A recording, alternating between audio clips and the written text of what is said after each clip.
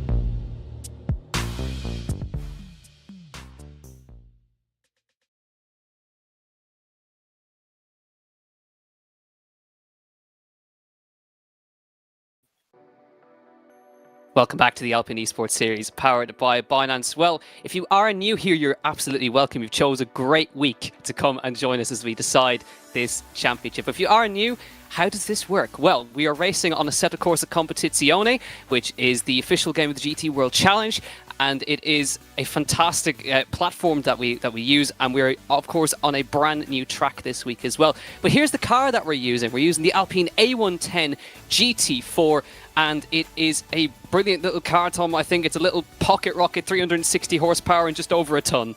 Oh, 100%. I've actually driven this car in the Alpine Esports Series, but also with Jack Doohan right beside me as the driver. Of course, the F1 reserve driver. I did a little lap with him. It's a super agile car. Very light, actually, but very quick through the corners. I got out of the car quite sick. So, luckily, these guys are going to be behind their simulators. They're hopefully not going to get sick, but it's going to be very, very quick and also very agile. Of course, you can do a little bit of bumping, but we don't want to see too much bumping. But should be okay in cars like these. Absolutely. Well, as you can see, here's the story so far. Paul Ricard was the first round of the championship back in April.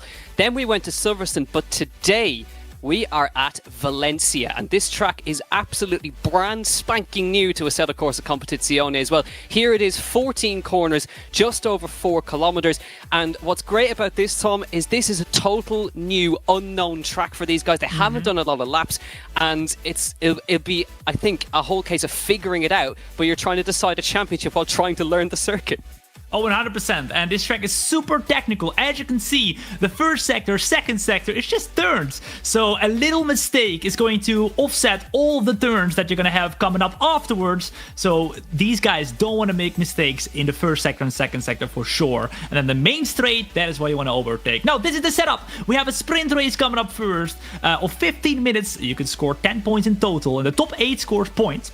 As you can see here, the main race, though, is the one where you're going to be able to score the most amount of points, 25, very similar to what you do in Formula 1. So it's going to be about managing risks. Where do you go hard? Where do you go easy?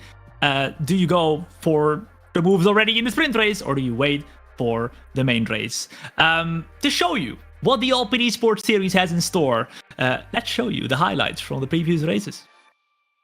Those guys are going to be trying to push as hard as they can in this 15-minute long race. And we go off then for the very first race in Silverstone. Into turn 1, we have James Baldwin defending the inside, keeping P1. However, behind, Tinko van der Velde having a very, very good battle with Marco Petty. So you can see everybody going super wide as well. Baldwin leads us onto the back straight then, and one car in the grass in the background there as they come up with 3 abreast across. More cars heading into the grass on the exit there. Is Mattia going side by side into the right, into the left-handed, then big send up the inside there from Matthias Kuhn, I think. It's going to be a big set on the inside, a little bit of moving under braking from the car in front, but if he can hang it around the outside all the way, he might be able to get the position. It's a big tap then. He's going to lose another position, another tap. He's getting bullied around the track right here, loses another position, goes down to P9 for Romagnoli, and we'll have to try and navigate around. Goes over the grass and almost loses the car. To this corner, very tricky to do through there. Such a fast corner, they bang doors onto the grass. They go, he leaves him room, knows that he has to give him room. Romagnoli's trying to find room through the middle of them as they come into the braking zone, and Romagnoli has somehow found room, gives a little tap to Matthias Kuhn.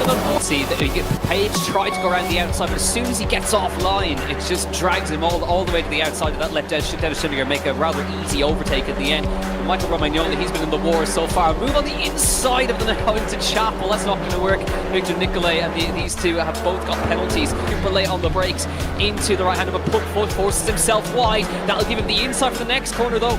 Inside line for Van der Velde, leaves room on the outside for Schillinger. Watch for the cutback from Page on the inside now as they come down to the next part of the corner now. Through the left-handed, heading down towards Brooklyn. Into one of the slowest parts of the corners. Baldwin holds the middle of the road now. Blier's going to try, go all the way around the outside, but of course Baldwin's going to shuffle him wide. No way through, huge moment, huge slide for Blier, and that will give the opportunity to James Baldwin to build a gap. That was all it took. For the first time this season, it will be James Baldwin who will take the sprint race victory. Dominic Blier tried absolutely everything, but finishes in P2, and a really great effort from Tinko van der Velde, who has held on to third place for the entirety of that race. Green flag will drop, and we will get ourselves underway for the sprint race, for the feature. well, but again, Blouer keeping him honest through the first corner as well. They all run wide with Blouer side by side with Van der Velde as they head down towards Magnussen Beckett for the first time in this race. Blouer now will try to hang around the outside. Look at that from Blouer. Goes offline a little bit there, and look at that Schoeniger challenging him into the next part of the corner as well. He's up in position, trying to get second now. Dennis Schoeniger up the inside. A little bit of contact. Blouer runs off the road, and that'll be Schoeniger moving up, I think, into P2 unless he can get in front. No, he can't. But Van der Velde sprints clear out front, and it's a good start there from those guys behind. Fiala fighting with Schoeniger. As we can see some defending going on here then. That's side by side with 3 drivers then, and a little bit of banging there on the outside as we see Mr. Pavlovsky getting attacked on the outside. He has to keep it hanging though, and actually almost gets boxed in. Who are fighting side by side for P11, and again you can see Crossland trying to hang it around the outside. Will get shown the outside by Pavlovsky. They just leave each other enough room. Matthias Sampedri fancies a bit of this as well as he comes into the braking zone. Look at that, Sampedri making it 3 abreast nearly, doesn't quite have enough room. Little bit of contact. Crossland will hang on for now. The switch back underneath there from Sampedri and from Luke Whitehead, who tries to get through on the inside as well, side by side through what would be the final corner on the F1 layout, and looks like Sampedri will actually get himself through to on the inside towards turn 1. Less Crossland fans to go on the outside, contact through the corner though, and that'll send Sampedri very wide, and Luke Whitehead will pick up the pieces. This will be the opportunity for Dominic Blouer if he can get alongside Van der Velde, moving back to the racing line again. Not quite there for Dominic Blouer yet, but trying to put the pressure on through the middle of the corner, dropping down through Vale into Club Corner now, shows himself in the mirrors to the car in front. Van der Velde getting the pressure, but Blouer looks down the inside, but he'll have the outside for the next corner now. Van der Velde leaves him room. Schoeniger, the door's opening for him now, has the inside for the last corner on the F1 layout, up towards Abbey now, side by side between Schoeniger and Blouer. They'll have to slot into position here, I think, as Blouer just about gets clear. Try and fight off the current championship leader and the other championship contender of Wojciech Fiala at the moment. You can see Schoeniger trying to go for that switch back line, but Blouer was wise to that on the exit, but a poor exit from Blouer. Now he comes onto the back straight there. The door opens for Schoeniger, straight through on the inside, side by side down towards Brooklands now, and Schoeniger has the inside for this next corner, and this should be job done unless Blouer tries to go around the outside, but he can't do it. And one mistake was all it took, and Schoeniger goes through flawless today in this feature race. Held on under severe pressure from everybody behind, including Dennis Schoeniger, including Dominic Blouer. Didn't crack under it either. Had so much attacks coming his way, but he's coming through now, through Brooklands, heading down into Luffield for the final time. And this will be now his first ever victory in this championship this season. Round the final corner, the feature race, the lights come on for the Alpine Esports Series, round number 2. It goes to Tinko van der Velde, who wins the feature race here in Silverstone with a flawless drive from the very start. Dennis Schoeniger, he hangs on to second, Dominic Blouer in third, and it's Wojciech Fiala in P4. And look at the gap between Tyszkiewicz and Baldwin, 700s across the line with Tyszkiewicz. And that is how close it was across the line last week. What a battle that was to the line. It was Tinko van der Velde with that victory who brought himself back into championship contention. And who knows, if the same could happen this evening. But what are these drivers fighting for? Well, it is one of the finest prizes in sim racing. I'm of the opinion, and that's not just me saying it, but it is, as you can see at the top there, you get the chance to take this very car that we're driving in ACC around a real circuit. And as we saw, James Baldwin and Jardier did it last year. It's a fabulous prize, Thom.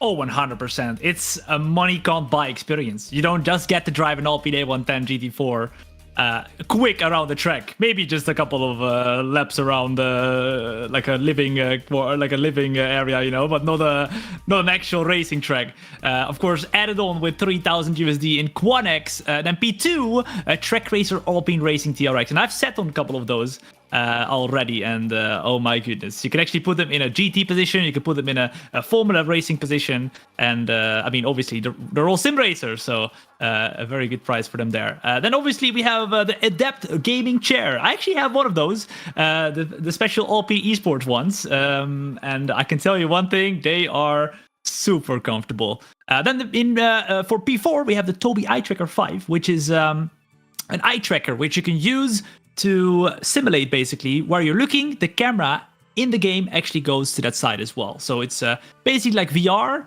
but then without the glasses. Super easy. And then P5 and P6 get an Alpine Esports merchandise bundle and an Alpine Esports jersey, which I am wearing. I'll be the model for you today, respectively.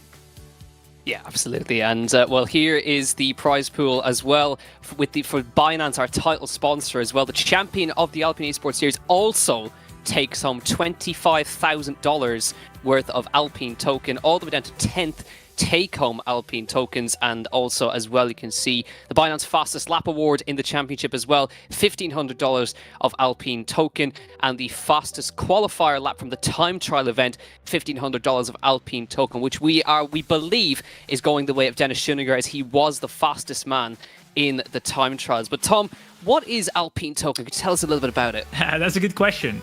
What is really cool about the Alpine fan token is if you're a holder of the Alpine fan token, you actually get to influence what the Alpine F1 team does, or what the whole Alpine team does. Sometimes the esports team, sometimes the F1 team, the academy. For example, there's polls where you can actually go and vote on. And for example, what are we going to do? Are we going to have a social media takeover by Otmar Zafnauer? Or are we going to have a social media takeover by Esteban Ocon?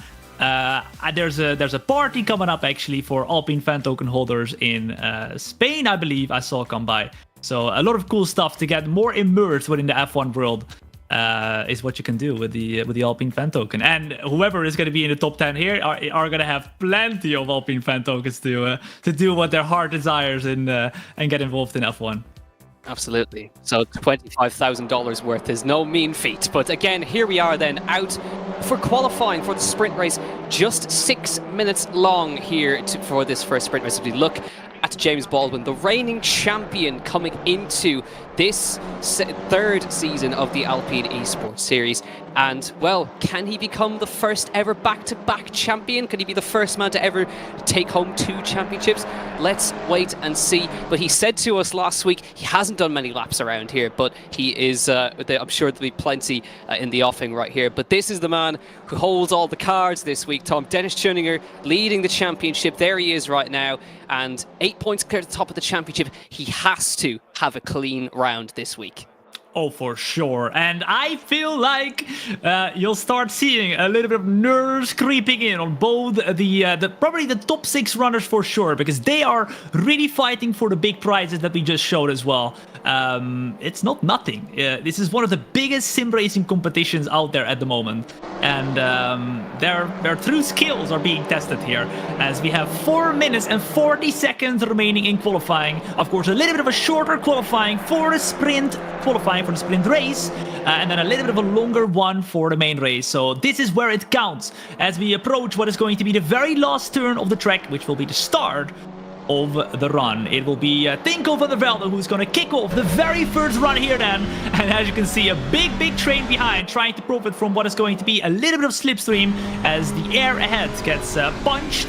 And it's going to be a little bit of cleaner air for the cars behind. But Tinko van der Velde goes into the very first turn, uses all the inside, goes super wide.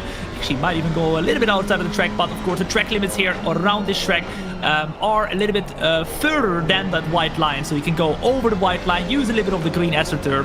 And this is where that very technical part starts. You want to make sure you don't make a single mistake here, because it's going to influence the next couple of turns. Now, so far, it looks pretty decent, Jack. Yeah, good stuff from Tinko van der Velde, the man who finds himself second in the championship coming into this week. Had the highest score of anybody last week, or 2 weeks ago at the round in Silverstone, took his first win there, but he's coming through now. It's very technical section right here, probably the slowest sector on the track here.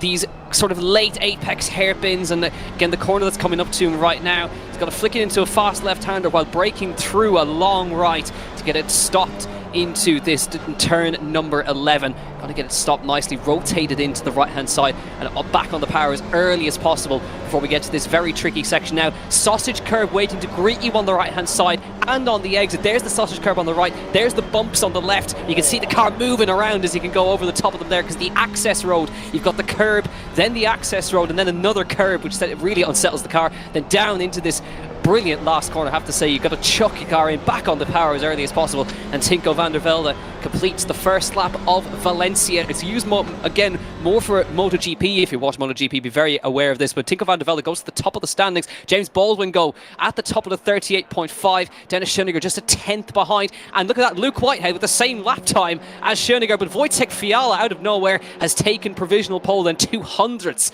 of a second here on a 38.540. But Schoeniger and Luke Whitehead, exact same lap time.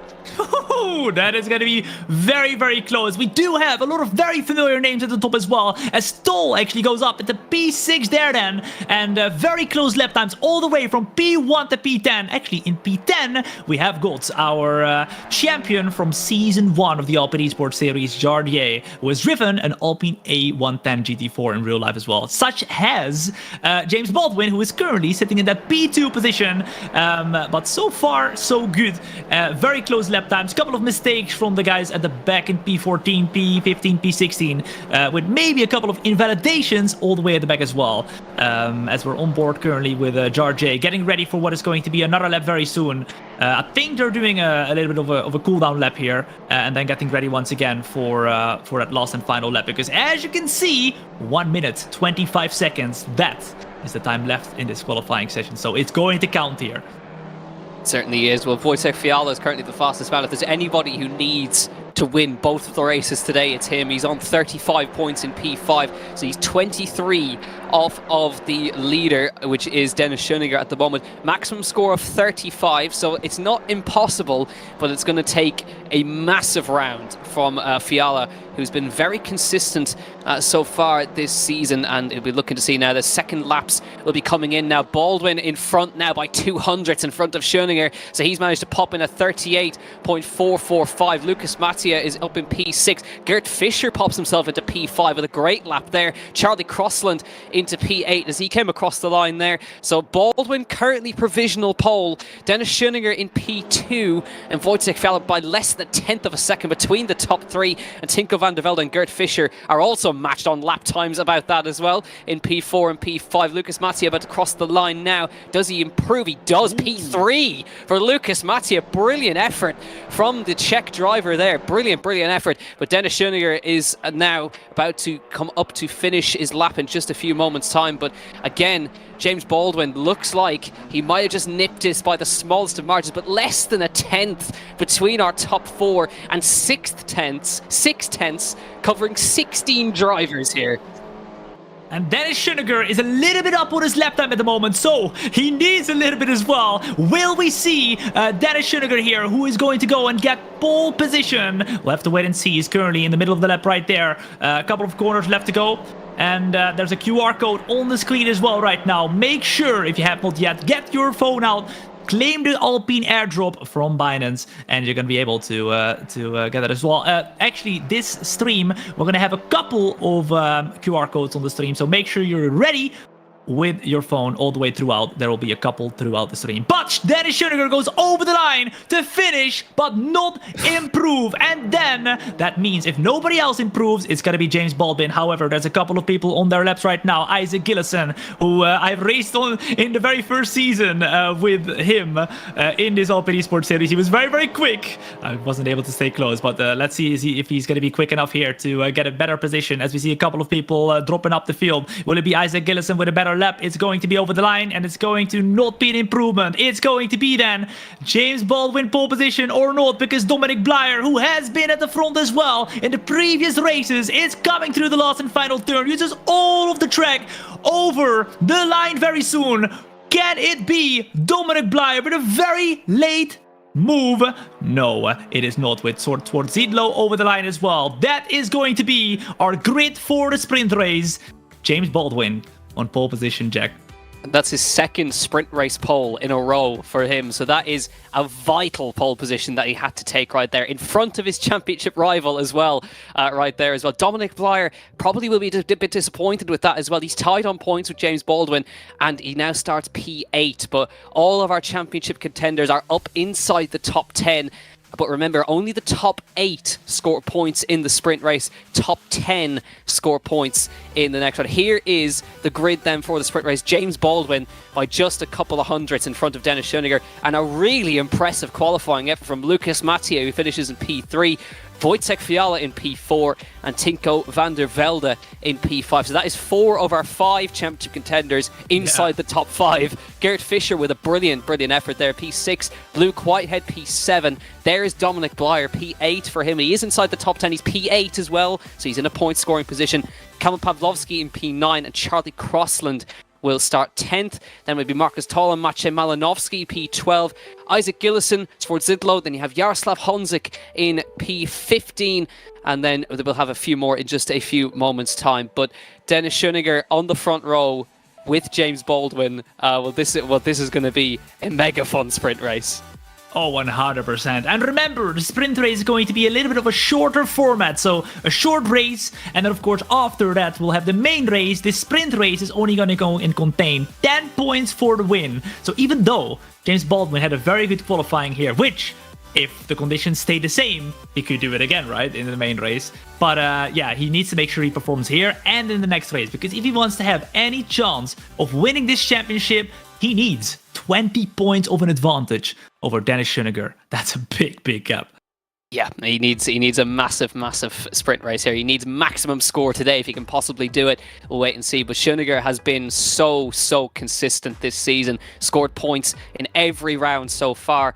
But Tinko van der Velde, he's there as well. He's P4 on the second row of the grid.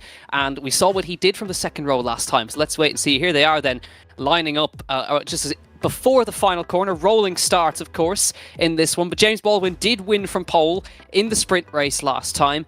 The gaps are very small. But I sort of feel, Thom, it's going to be very much elbows out this week. Oh, 100%. Obviously, this is the last round. This is where it counts. Obviously, it counted in the last few races as well. But now, if you make a move, it could be for a position in the championship for real. You go up a position, you win more Alpine fan tokens, you win bigger prizes. It's gonna be... I can't imagine fighting for these prizes myself. Like, it's gonna be nerve-wracking for them. But yeah, we're on the grid at the moment as we are looking at the car of Dennis Schoeniger. But it's really cool around about these cars as well, is that all of them have their own very unique livery of one of the partners of Alpine, which I'm sure will go by later on as well. But we are going on to the main straight right here, and it's go time almost, as the green lights are going to start very soon for what is going to be the sprint race of the Valencia GP, round 3 sprint race, the second to last race of the Alpine Esports Series powered by Binance. As you see everybody close, the lights going to go on very soon, and right here then, green, we are going to get started with that race of the sprint race, and it's James Baldwin straight away with a very good start. Dennis Schoeniger actually going to blink his front lights, and we're going to go side by side then to the first turn. Actually, super close. It is Fiala then who takes the move for P3, overtakes Mattea in P3 already. So he's up to a podium position at the moment. That was a brave move from Fiala around the outside of the first corner, lap 1, and he needs to stay with the top 3 if he wants a chance at this. But Schoeniger is already pressuring the back of James Baldwin. Van der Velde sits currently still in P5, holding position for the moment. But you can see as they went down to turn 1, the little flash from Schoeniger was just to let Baldwin know that he was clear if he wanted to come back across. But it is still Baldwin for Schoeniger, from Fiala, from Mattia, who loses a position, and Van der Velde holds P5. Luke Whitehead P6 now in front of Gert Fischer. Dominic Blyer holding P8. Malinowski up to P9, and Charlie Crossland in P10. So all very clean start from everybody. I think there's just one straggler down the back, which is Guerin, I think, who's had a bit of a problem back there. He's the only car not part of this train, but Baldwin needs to stay in front of Schoeniger, and ideally he needs the guys behind to start pressuring Schoeniger as well to have a chance at this. But the man who sort of needs to make positions here of anybody, Van der Velde, he's only 8 points off the championship lead. He's the closest man to Schoeniger in the championship, currently P5, but under a lot of pressure from Luke Whitehead as they come down to the final corner. Actually has to go defensive as he comes into the corner there, and you can see he will try his best to hang on. He does manage to do that, but needs to keep with these top guys because he's the closest man to our championship leader. Only 8 points, but he can't afford to let any more positions fall right now.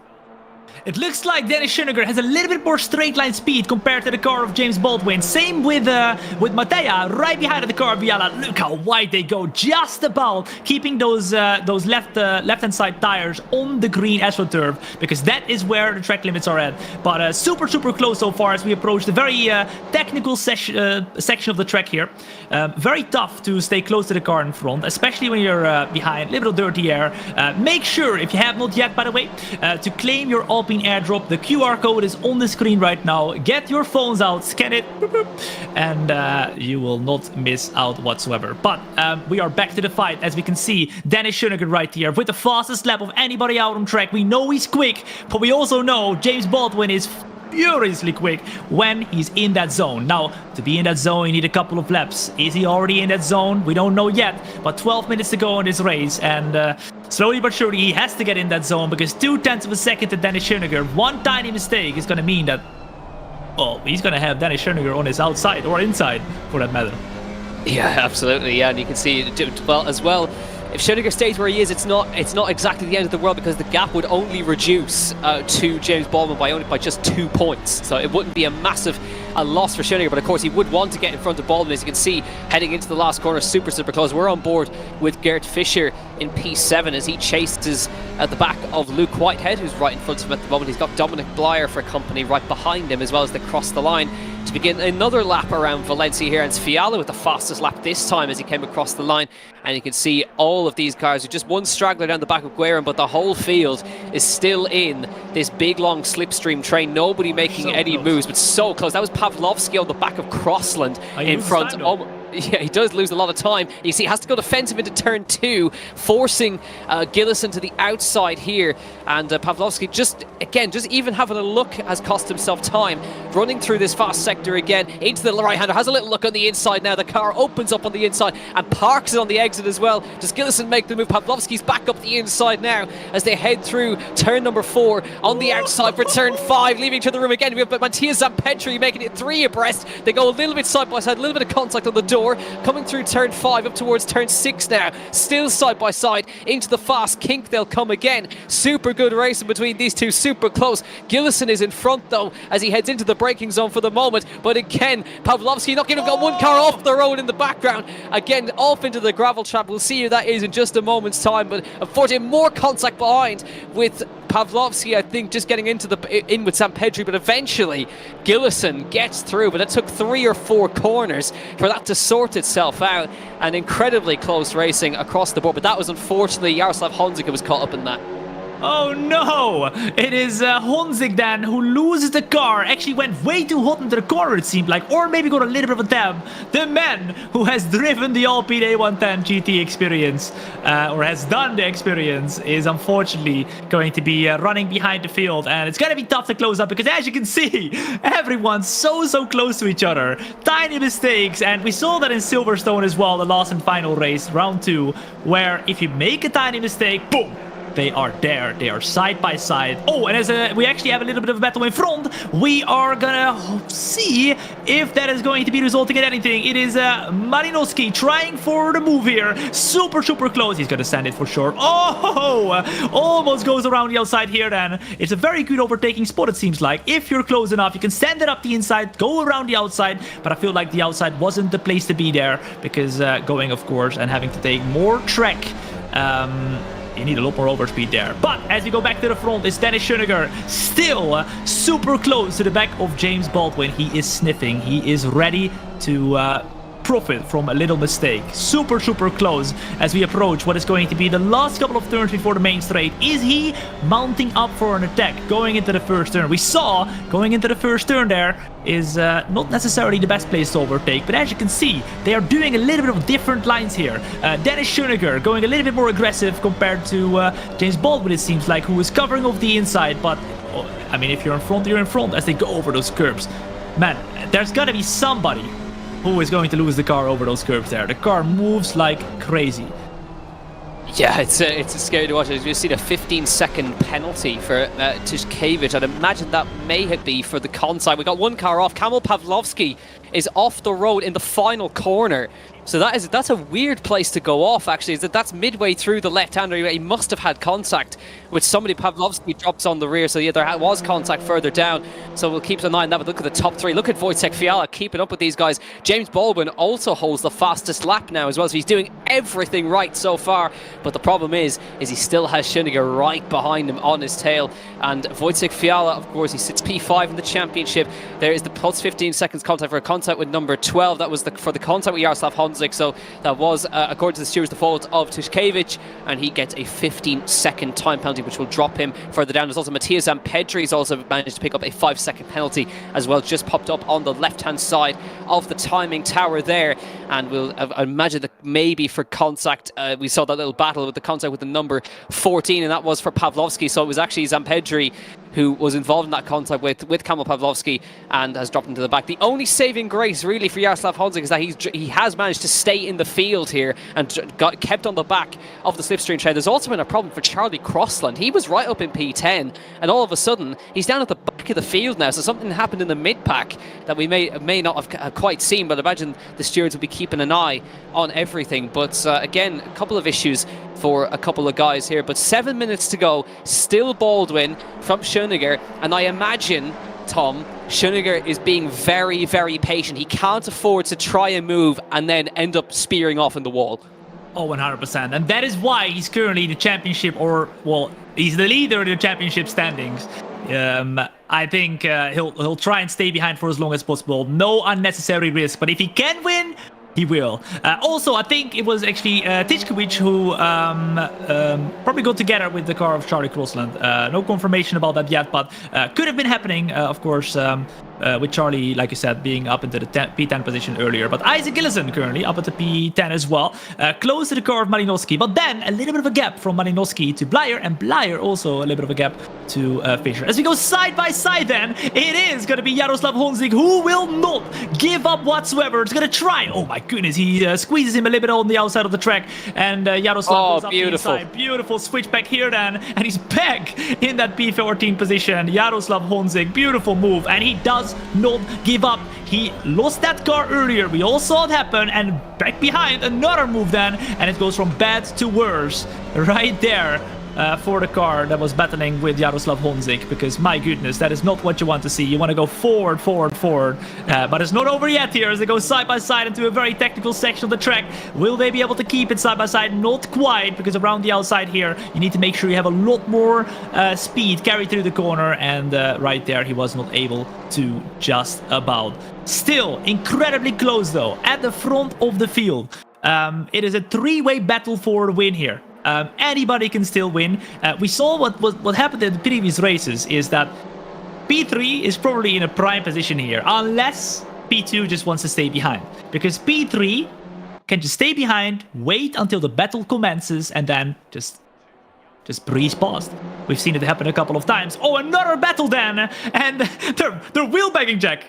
I don't think you can get much closer than that down the straight. Charlie Crossland and that would be Toll who's alongside. They're still battling here, as we saw Honzik demonstrate the switchback perfectly, but Crossland is on the inside for turn number one. He slides his way through turn one. Toll goes out wide, and that surely should be Crossland in front now as he goes into the braking zone for the tight hairpin here. Toll will look for an up and under, and he does get just about alongside, but there's another right-hander in just a few moments coming up now, and Crossland just about hanging on. Like, this isn't even for points, and you can also see Maciej Malinowski drive-through penalty for Maciej Malinowski there in P9. So I wonder, was he involved with Charlie Crossland earlier on? They were around the same bit of road, but that's going to cost Maciej Malinowski quite a lot. A drive-through penalty will drop him right to the rear of the field, outside of the points. But it could be also track limits. Yes, indeed, actually, it could very well be track limits. We've seen them we've seen them go over the edge quite a lot, but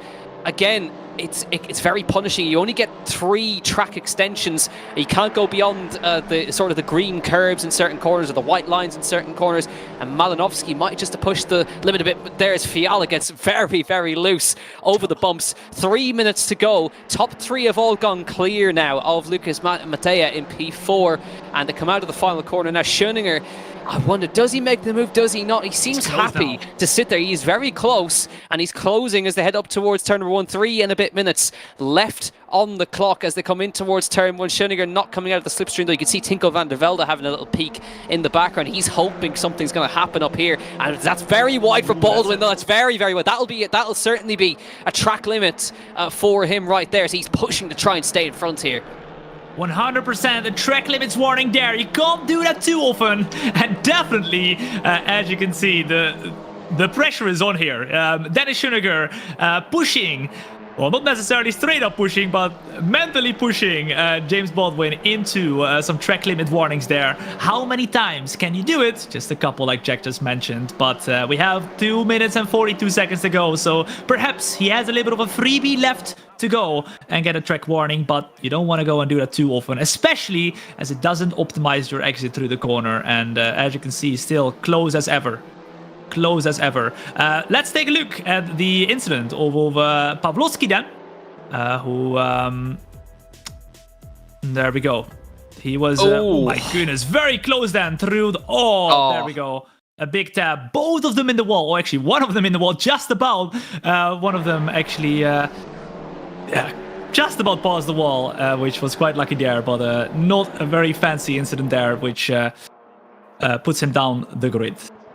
Yeah, that was in turn 12 with the sausage curb on the right-hand side. That is not a corner that you want to go side-by-side through because, as you can see, the tiniest bit of contact and the car is completely unsettled. There is James Baldwin, full focus, watching the mirror. As you can see him looking down on the right-hand side, up to the right-hand side, looking down at his relative in the bottom right, trying to keep up to date with everything. As they cross the line, that'll be about 2 laps to go. They might just squeeze in 2 laps here as they cross the line. You can see pushing the limits on the eggs. They can use quite a lot of the outside, and there's another 5 seconds been added on for Matthias and Pedri in P10, so that's now up to 10 seconds of penalties. Of course, remember that only the top 8 score points in this race. Currently, the final points position currently being held by Dominic Brouwer, so he's still safe there as well. He's got about 3 seconds to Isaac Gillison behind, and you can see there that for the contact with number 28, so he was actually involved with Maciej Malinowski's for contact drive-through penalty currently being served by Malinowski. I think he has actually parked it in the pit lane, but there's still just under a minute to go right now. It'll be close whether they manage to squeeze in another lapper or not. They should manage to just about do it, but we'll wait and see. But Baldwin's going to be watching like a hawk right now. Schoeniger's been in his mirrors, this hovers, and Van der Velde's got by Lucas Mattia in the back. I've just seen him squeeze past. You can see the red car in the back has managed to make a position, and that means 4 of our 5 championship contenders are also now in the top 4 up here at the front of the order. So a great move by Tinko van der Velde to get himself clear of Lucas Mattia, who is driving a great race. We can see now the differing lines. Baldwin wider on the initial part of the corner and uses that to try get himself a run as they come down towards the start finish. Now we're looking at both of them picture in picture. Baldwin on your left, Schoeniger on your right of screen as they come across the line right now, and they will get one more lap to go. I get a feeling Schoeniger is going to be happy to sit behind here. Oh man, I was just about to say, if James Baldwin was very smart, he would wait off in the middle part of the track a little bit, just go over the throttle a tiny bit, or just have a little bit of a longer braking zone to make sure you only have 1 lap to go. I think there's 2 laps to go, or at least 1 more lap after this. But yeah, James Baldwin right now in front. Will he stay there? It's going to be Dennis Schoeniger very, very close now. And if he wants to go for the move, it's now or never. But as you can see from James Baldwin's POV, looking at the back, you can see there's another driver lurking, waiting, and going for some moves as well. If Dennis Schoeniger decides, ooh, I want a piece of that.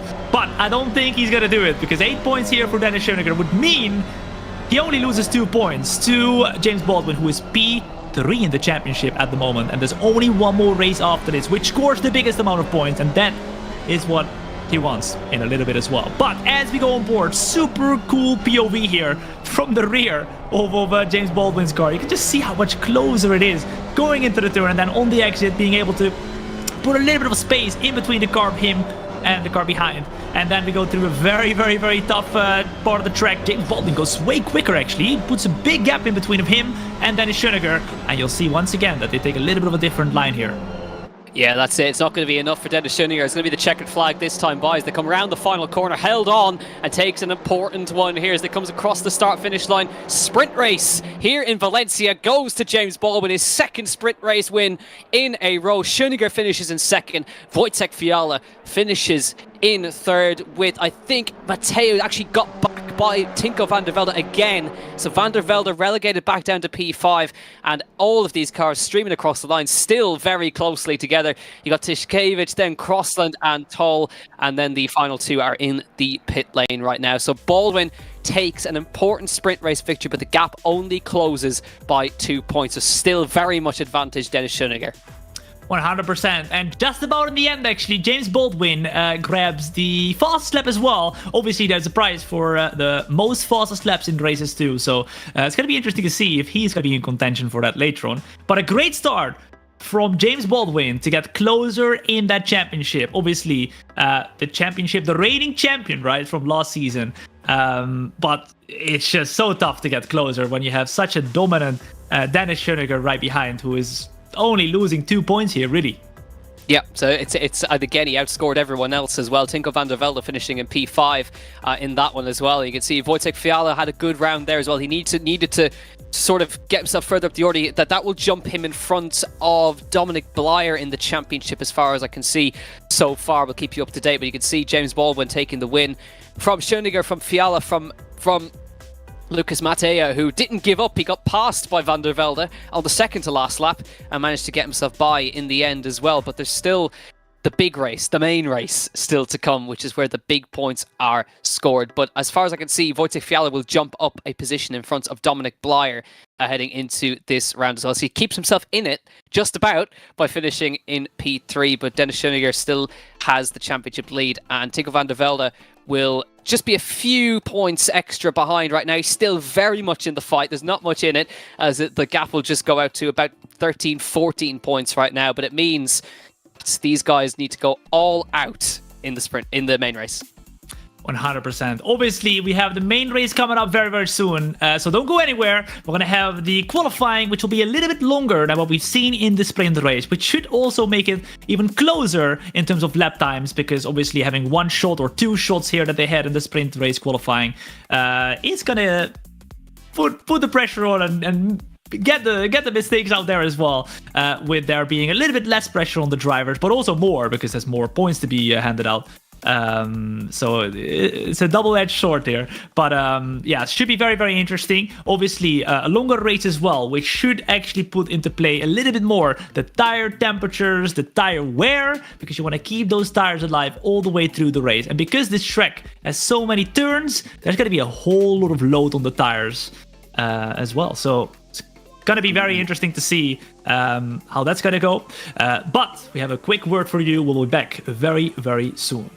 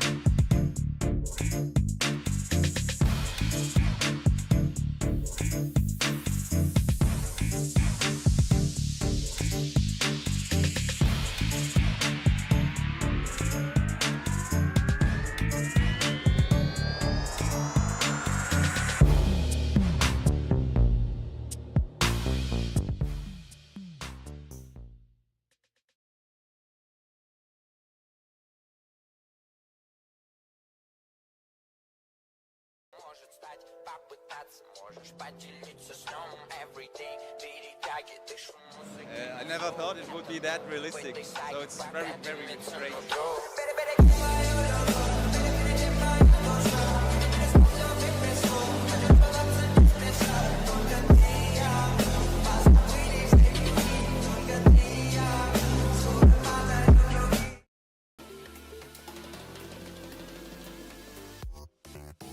Binance. So we've just had the sprint race, James Baldwin taking the win right there, but we will have the main race coming up in just a few minutes time, plus qualifying, a little bit longer of course as well, but there is still plenty to be decided. The championship is going to be decided in the main race, which will be coming up in just a few moments time. I think probably a key point I think from this, Thom, as well, there's less drivers on the grid tonight, so if guys do have a problem or have a poor qualifying, they're not necessarily going to have as much cars to pass compared to round one. Don't give up. I mean, we saw Jaroslav Honzi getting super close once again at the end there. He didn't give up. He was like, he was out the race almost. I thought like when he went straight there, it was done for him. But no, he stayed in the race, kept going, and he actually fought back to, I believe it was a P12 or P13 in the end there in the race. 2 more positions, a couple more mistakes. Boom. If it was P1 and P2 fighting with each other, a little bit of a hit, and they were out, that could have been him in the points. So especially in this main race where the race is even longer as well, you have more time to come back as well. And with it being a little bit easier, it seems like, to stay close, because I've seen not a lot of big gaps in this race, in this last race. I think, yeah, for sure, there's plenty of chances to come back. Yeah, there is. I think what we were discussing before we went live here as well, and we weren't sure. Possible to go side by side here? Can you go side by side at all? Or you certainly can, as we saw with the brilliant battle with Charlie Crossland and Marco Toll there in the middle sector. There's plenty of overtaking opportunities with those slow, tight corners as well. But you saw the front of the field with Baldwin, with Schoeniger and Fiala. They're so evenly matched. They just can't find gaps to go through because they're braking at the exact same point each lap. They're running slightly different lines, but it's sort of evening out on the exits as well. I mean, these guys are the best in the business up at the fronts, and what you're seeing right now is the fineness of the margins up front. One error, he'll go through, but what that was a perfect display of is them running laps to the same sort of 10th of a second, lap in, lap out, and Schoeniger just couldn't find a gap. Yeah, or he was just, you know, like taking it easy, making sure that he gets the championship points. I know it's very boring, you know, but he's probably going to try and get the championship here rather than going for a crazy move. Maybe if he wants to take the pride, the honor, you know, in the end, if he's in that P2 position. I mean, if I was him, but I'm not him, you know, I'm not racing there, which is probably the reason why, you know, I would go for the move, right? Because I want to have that P1. I want to be on the top of the standings.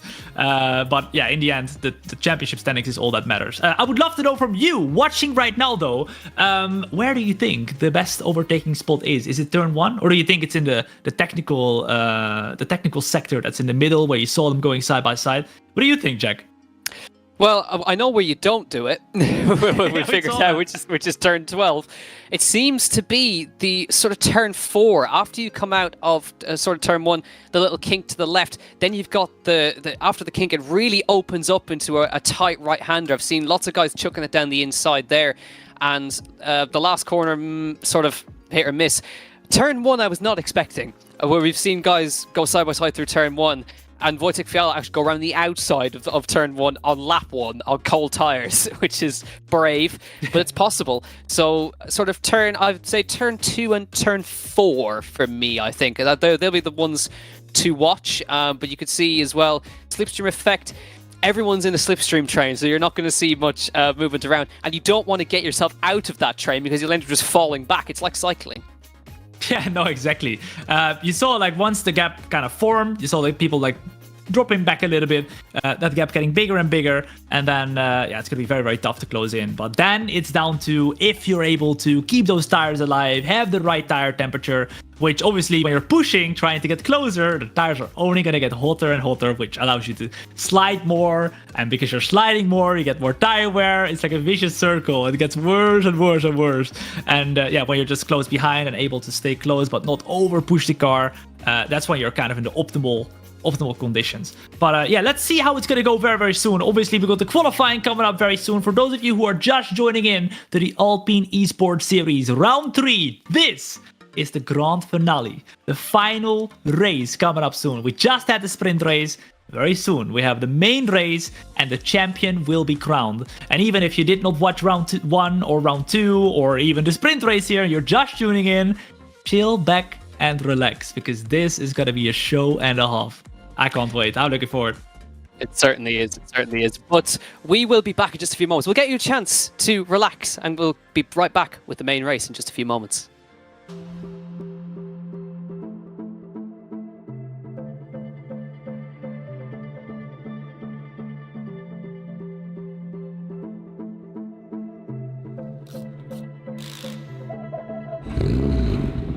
Very excited. New track, new car. It's going to be good. Track, the car, everything. Unbelievable. Amazing experience. People should sign up to the Alpine Esports Series because you can get once-in-a-lifetime opportunity to drive an actual race car on an actual racetrack. It's a nice prize for me and Jardia having won the Alpine Esports Series. So it's going to be fun.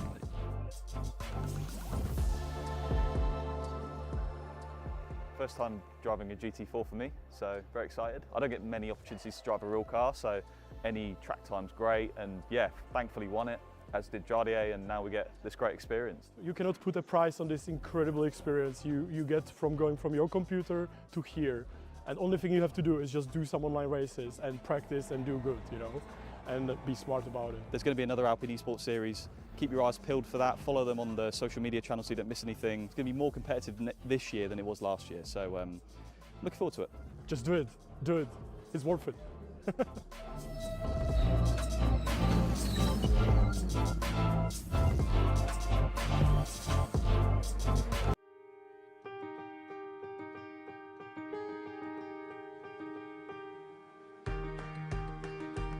Nobody likes being left out. That's why Special Effect are helping people with physical disabilities to play video games. But this isn't just about having fun. The gaming setups we create are personalised, so people can play to the very best of their abilities.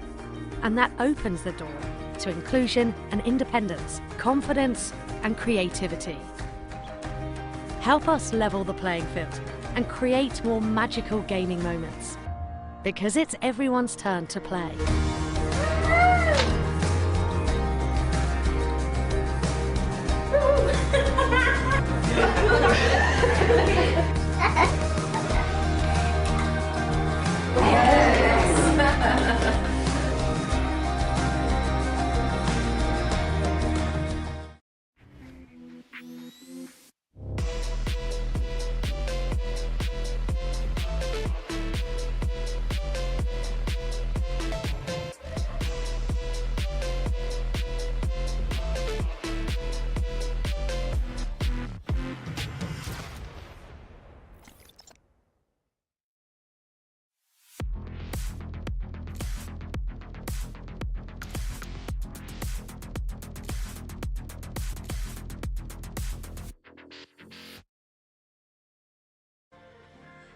Welcome back to the Alpine Esports Series powered by Binance. Now, I know this is what you've been waiting for, but there is championship standings coming up in just a few moments' time, so we know where we stand heading into this round. Here is the results then of Valencia so far for the sprint. You can see James Baldwin scoring 10, Dennis Schoeniger scoring 8, Wojtek Fiala in P3 scoring 6, Lucas Mattia in P5, Tinko van der Velde in scoring 4, Luke Whitehead scoring 3, Gert Fischer scoring 2, and Dominic Blyer scoring the singular point for P8. This is how it stands then into the final race. Dennis Schoeniger on 66 points and Tinko van der Velde on 54. So the gap just 12 points heading into the final round, but it still requires a big effort from Tinko van der Velde. You can see James Baldwin now on 48. Jumping up in front of Wojtek Fiala with 41. Dominic Blyer dropping down to P5 as a result of that, but still scoring a point. So just 12 points between our top two in this championship. So it's very much possible for Van der Velde, but realistically, Thom, he has to win. Oh, 100%. The thing is, like, if you don't win here, we know that Dennis Schoeniger is going to be here, or something happens to him. But so far, we haven't really seen something happening to him in any of the races. But hey, never say never. Anything can happen here in the Alpine Esports Series. So it's going to be very, very tense. It does seem like Dennis Schoeniger started off very, very quick, very, very strong in the first race, and sort of slowed down a little bit in terms of getting the points, because he was He got 35 points in the first race, then the second race went down to 23, and now, of course, he has 8, and then he can score some more, but we'll have to wait and see. Biala, in the practice session, looked very, very quick, Jack. He did. He's now dipped into the 37s, as has Tinko van der Velde, as I've had a look at the timing screens for practice. So this is going to be interesting because van der Velde needs a good qualifying here, as does the rest of them. Schoeninger needs to get himself in the mix as well. But in order for van der Velde to win this championship, he needs to outscore him by 12 points or more, realistically more, going into this decider here. James Baldwin's still mathematically in there, but he needs a disaster to happen in front of him for that to work. But again, never say never, never count it out. And Wojtek Fiala also still mathematically just about in there, but he needs a big final round. If Tinko van der Velde gets P1 and then Schoeninger gets P4, Tinko van der Velde wins the championship. That's how close it is. So, and wow. It's easy to get a P4. That's easy. Yeah. Yeah, it's very easy. It's not even that far off of...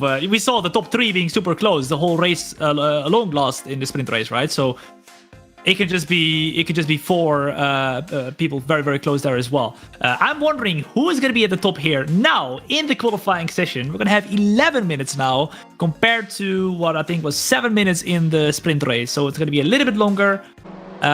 And it's time to get going because, ladies and gentlemen, here we are then for 11 minutes of qualifying. We are on board with Kamil Pawlowski, who had a little bit of an unfortunate sprint race, but he's back in all his glory, ready to go for what is going to be a lap very soon. All the cars, or most of the cars, out on track. A couple of people in the pit still, but they're currently on their out lap, so they're not on a quick lap yet. They're warming up the tires, getting ready. It does seem like some people are taking a little bit of a more cautious approach and picking for space on the track rather than staying close to the competitors in front and going for the slipstream, because you can see a couple more gaps on the track map that you can see on the right top hand side.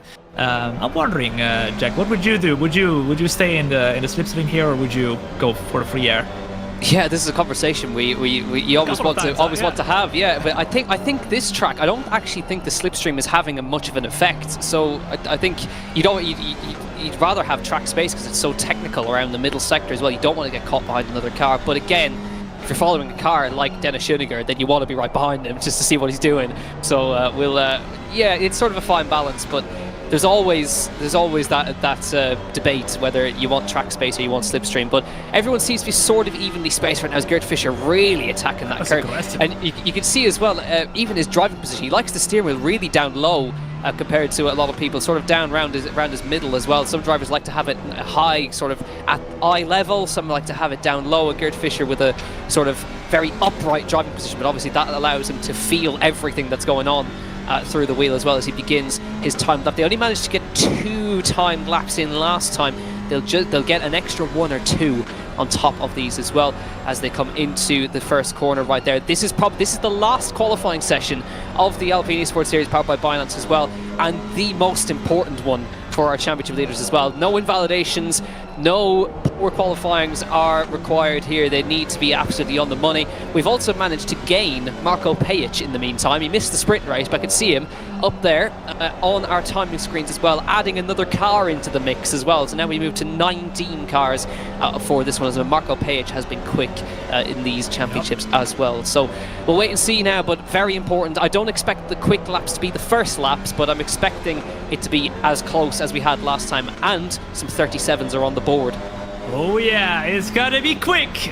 We do need a little bit of time here because what they're probably gonna do, they are gonna do 1 run here now, cool down lap, or straight away another run, then go back into the pits, put a little bit of extra fuel in the car, new tires, and then they will go out on track for 1 or 2 more runs. I think it's gonna be 1 more run after that then, because they're probably not going to have enough time to do 2 or 4 in total, right? But we go over the line here, because the first car to go over the line and put a lap time in is going to be Kamil Pawlowski. As he goes over the line, though, it's going to be a 138.3, which I don't think is going to be pole position, as he goes straight back into the pits there for Pawlowski. But Marko Pejic takes pole position, and straight away James Baldwin goes underneath it with a 137.9. It is now time to hit those 137s. Jaroslav Honzik puts himself at the P8 as well. Quicker lap times already, and Marco Pejic, who hasn't even done that first race, straight away comes in with a bang, as we have Wojtek Viala in P3, who we told you he was quick in practice, and he is quick now as well, but 40 thousandths between the top 3. My goodness. Super close, and to make it even better, half a second between the top 13 separating them. You've got Jaroslav Honzik, Marco Toll, Charlie Croston, Dominic Blyer pops into the P6. But you've got Jaroslav Honzik down to Luke Whitehead are in the same tenth of a second right there, as you can see on the timing screens. All on the same. Sorry, yeah, it is Honzik down to Luke Whitehead are all on a mid 38, so super close there. But James Baldwin, Marco Pejic straight away did a 37.98 as he came over the line. Wojtek Fiala in P3, Lucas Mattia again up there in P4, and Gert Fischer once again with a good effort up in P5. But James Baldwin, he is exactly where he needs to be right now, but no lap on the board just yet from Dennis Schoeniger or from Tinko van der Velde. But right on cue, here is Dennis Schoeniger. And you can see on this, his last lap was a 38.065, so we expect a quick one from Dennis Schoeniger here as he comes across the start-finish line. He's got to qualify well here. Comes across the line here, comes across the line up to the top 37.810. Pejic just a hundredth of a second behind. Look at that from Marco Pejic, a 37.8 from him, and from James Baldwin, who also does a 37.87 coming across the line. Super close, and Jaroslav Honzik pops himself into the top 10 there. Great effort from the 2021 series champion. But Mark Toll in P14 right now, but Schoeniger currently on provisional pole, Pejic on the front row, James Baldwin in P3. Mark Toll comes across the line and he goes just up into P7 for the moment. So that is the first runs by the looks of it, and I can't see it. I don't think Tinko van der Velde has actually done a valid lap yet in P18 currently, but Schoeniger, Pejic and Baldwin, same tenth of a second, super close. He's leaving it late, Tinko van der Velde, as he is going to be doing a lap later on. Only 5 minutes to go here, as we have Garin, who's going to go over the line here as well. Will he put a decent lap time? It is going to be P18 for him. Yet, it is only 9 tenths from P1 to P18. And if you go all the way from P16 to P1, it's only 6.5 tenths. Crazy. However, we are seeing now that a couple of drivers have gone back into the pits. You can see them very quickly go into the pits, then straight away back out, because we only have 4 minutes and 40 seconds. And if you go straight away back out, they might be able to chuck in 2 laps there then. But incredibly close here from our top 3 as well, about 60 thousandths of a second, as we have Garin going back into the pits as well, where he actually went for a couple of more corners, but he decided, nope, I want new tires and go back in. But as you can see, the airdrop of the Alpine fan token is now on the screen as well. Make sure you go and get scanning if you have not yet. This is your chance. We are gonna probably have it one more time on the screen this stream around. So make sure you go get scanning right now. You do not want to miss out. Right now, do it. Come on, do it. You heard Thom. You heard it. Come on, he's telling you. But just looking at the sectors here, it's super close across the board. It seems that Schoeniger has the edge really in the first 2 sectors, but loses out in the final sector compared to the rest, compared to Pejic and Baldwin. Now it's incredibly close, but it seems that he does just have a tiny bit more in the first sector as the car goes wide in the background on the exit of the final corner. Here's Jaroslav Honzik, P10 for him currently. He was the 2021 Alpine Esports Series champion. Of course, Baldwin was last year's champion. He's trying to go back to back, and we'll see now if Honzik can recover from a poor sprint race. Was unfortunately punted off the road in the final sector, but now has a chance to come up, and you can see it is incredibly close. He's only 4 tenths off of that pole position, and he's within 200ths of a second separate himself, Maciej Malinowski and Dominic Blyer at the moment. Tinko van der Velde did do a lap, and he's P6 at the moment, 2 tenths of a second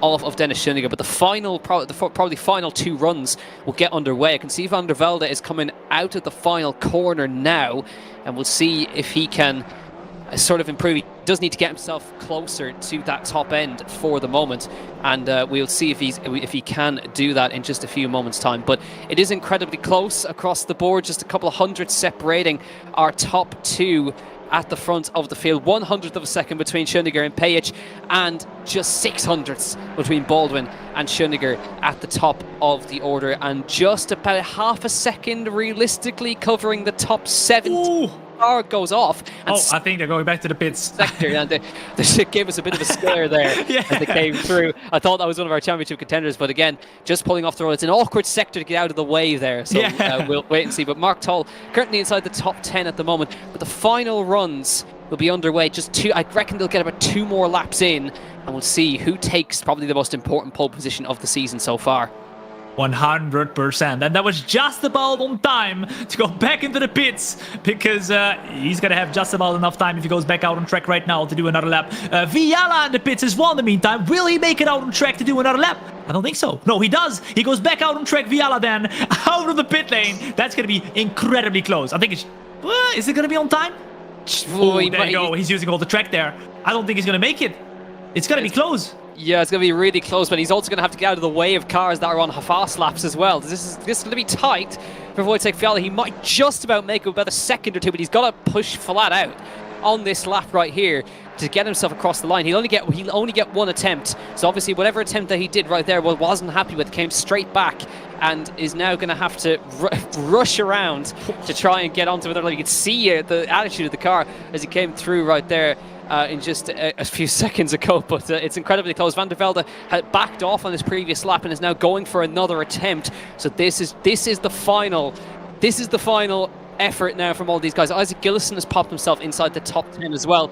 Dominic Brouwer is on a really good lap here. Here comes Brouwer across the line, 3/10 of a second up. We lost it in the final corner, running out wide. He does pop himself into P5, but that could have been a lot more for him right there. Schoeniger improved, I think, on the previous lap by a couple of thousandths of a second. The gap is now 200ths of a second, a monumental gap. Baldwin's backed out. He's in the pits. He will not be on pole, James Baldwin, so did not get an improvement on his previous laps. Towards Sidler with a huge sideways moment through the corner.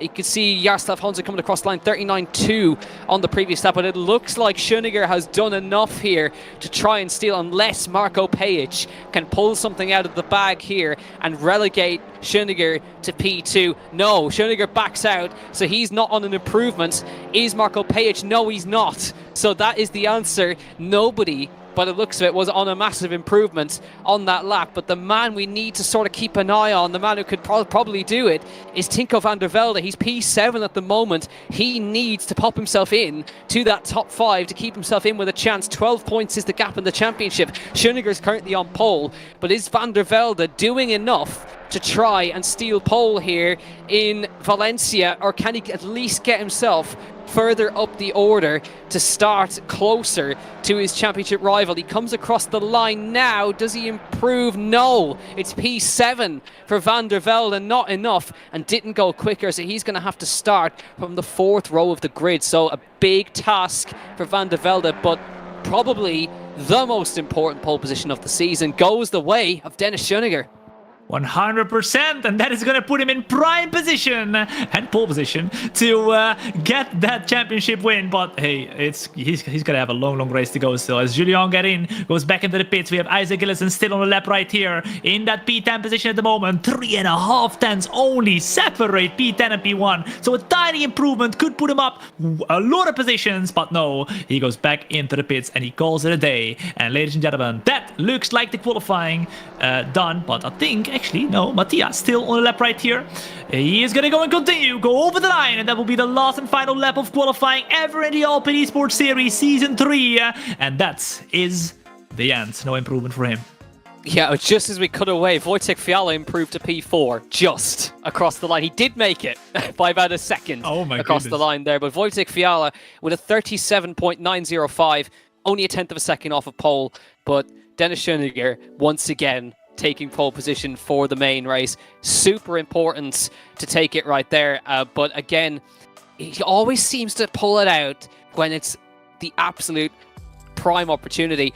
And probably the most impressive front row, Marko Pejic. Where on earth has that come out of? Front row start for Marko Pejic. James Baldwin, P3 for him, sharing a row with Wojciech Fiala. Lucas Mattia, again, back in the top 5. Dominic Brouwer starting P6, and Tinko van der Velde, what a job he's got in front of him now. P7, 12 points off the championship lead.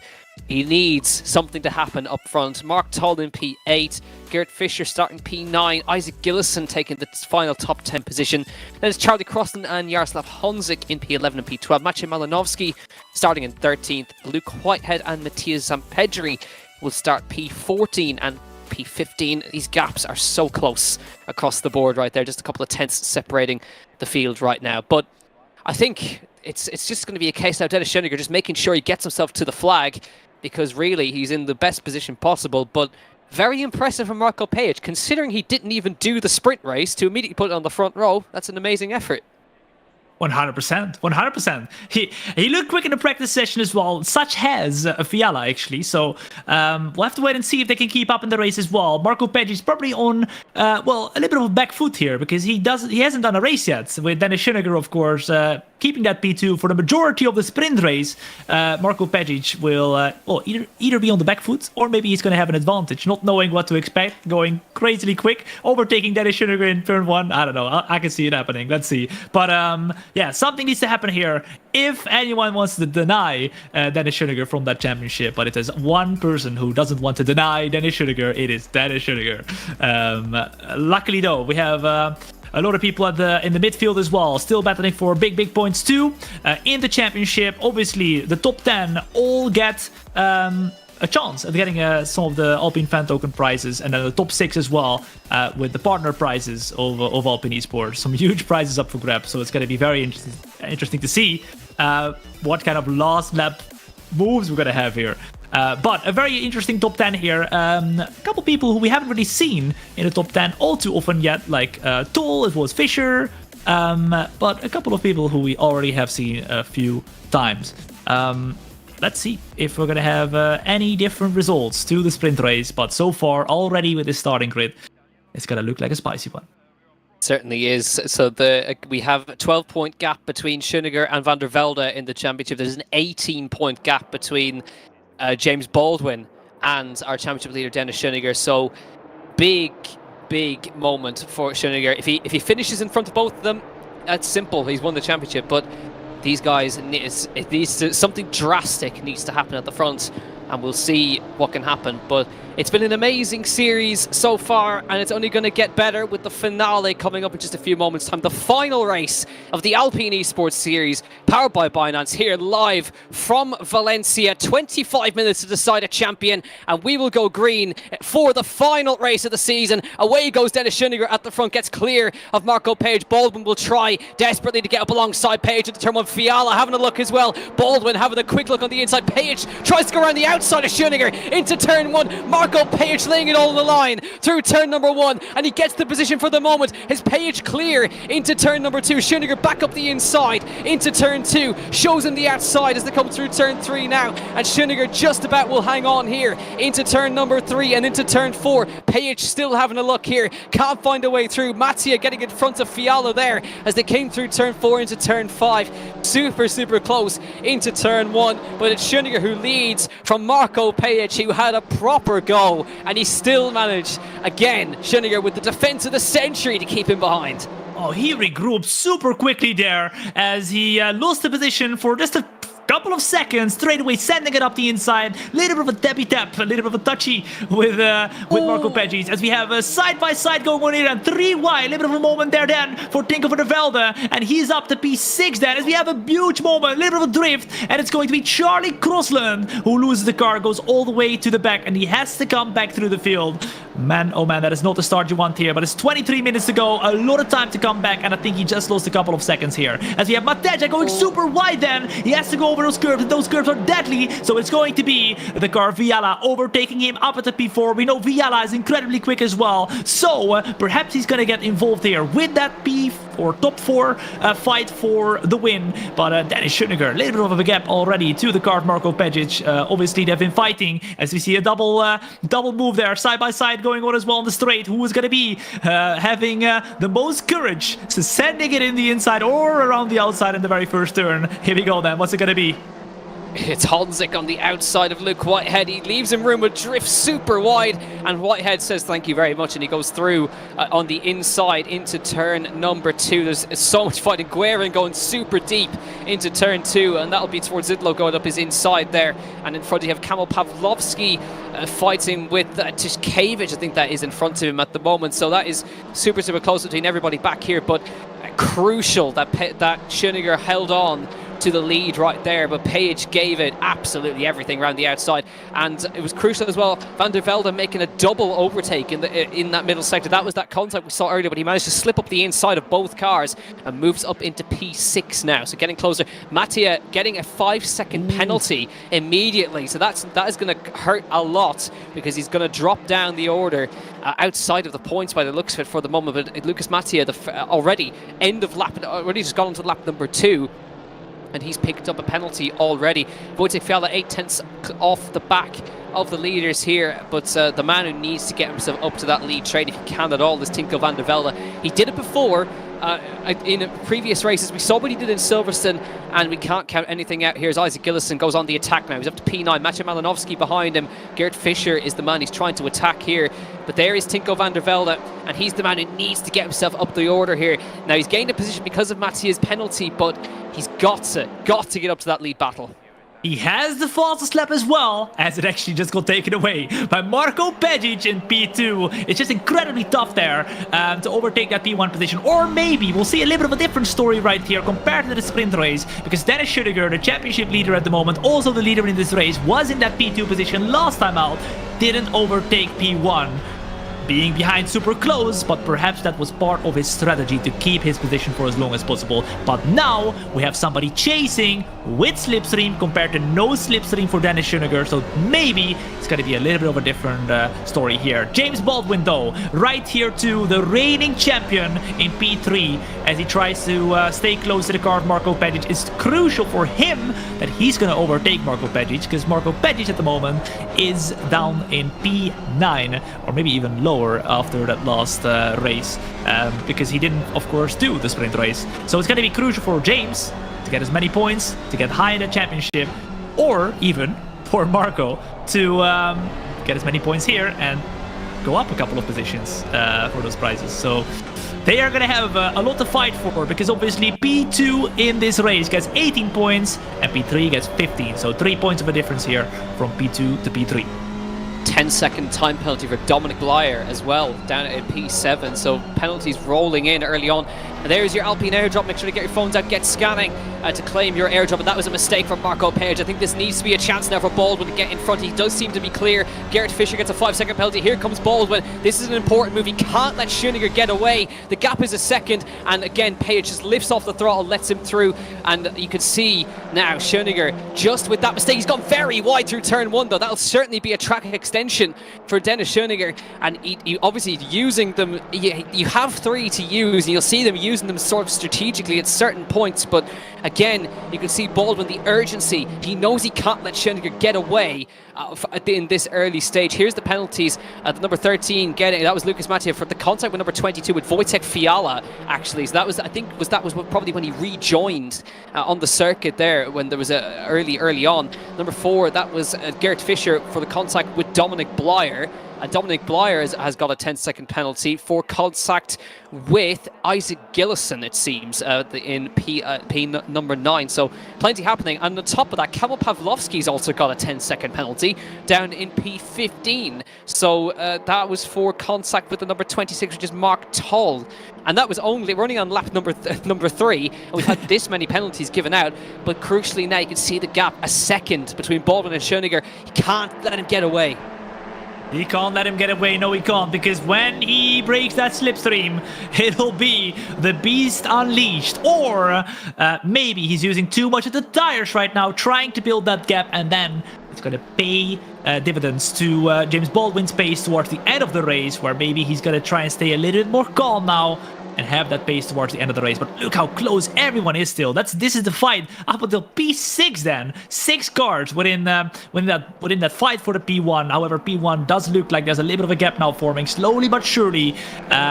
What is very interesting though, in the meantime, is... Ooh, there we go. I think that might have been a track extension as James Baldwin went out of the green AstroTurf, meaning that was the track limits. He went over it, and that is, I believe, already the second time. And I believe, right, Jack, 3 is a penalty, no? I think it's you get 3 times, and then if you go a 4th, I think it's a penalty then. So, but again, it's a very costly penalty. It's a drive-through penalty if you do go over 3 track extensions. So there is lots on the line, and that's another thing that these drivers have to manage. They're pushing hard, but the track limits are waiting for them to pounce. But Dennis Schuttiger looks in control at this early stage. 1.2 seconds is the gap, and at 1.2 the slipstream is not going to be there. Warning for number 26 for Commentators from Mark Toll in contact with that would be Guerin. They're sort of in a train by themselves down the order for the moment, but Schuttiger 1.2 seconds clear. Marco Page troubling the back of James Baldwin. David Wojciech Fiala, Lucas Mattia and Tinko van der Velde. That's the lead train that we've got. And then it's Dominic Blyer, Gert Fischer, sort of all the way down from Dominic Blyer down to towards Zidlow. Really is the rest of the field at the moment as we look at Luke Whitehead in P11. But it just seems right now, all it took right there was one error from Marco Page to force Baldwin to have to go for an overtake, and Schuttiger managed to build a gap within about a couple of corners. That is the level we're on, but he set another fastest lap and the gap's out to 1.5. Wow. He is doing everything he can to build that gap at the moment. 16 minutes remain, and once he has that gap, he can chillax, but not yet whatsoever. As, oh, that was close for Luke Whitehead. Watch out, Luke, because as you can see, it's very interesting at the moment. He's in P11, you think, but actually he is not, because there's 3 drivers ahead with penalties. At the moment, he could be P8 after those penalties are added onto their lap times towards the end of the race. But he needs to make sure that he stays close, if not overtake, because as you can see, this little train here is dropping back from the train in front, and in doing so, also driving away from the positions that he would gain for free after those penalties get awarded. Yeah, just analysing the previous laps for our leaders. Dennis Schuttiger was 0.3 of a second quicker than everybody behind him in that train. The next closest car was Maciej Malinowski, who's further down the order in about P10. So he doesn't really have any trouble out the front at the moment. It just seems to have the pace and a little bit wide, I think, from a car further back there. But you can see him just starting to build a gap. It's about 1.5. He is in a situation now where he can manage the gap at the front, which is such a crucial thing for a lot of these guys, to have the opportunity to just manage rather than having to watch your mirrors constantly for attacks from behind like Baldwin had to do for the sprint race. Gert Fischer with a drive-through penalty, and that's probably for track limits already for Gert Fischer, unless there's been a stewards inquiry. We'll wait and see, but a drive-through penalty early on, that's pretty telling with these guys. They're pushing the limits already, and within a couple of laps, 6 laps already, having a track limits issue at the front, and he's going to drop all the way down to the back.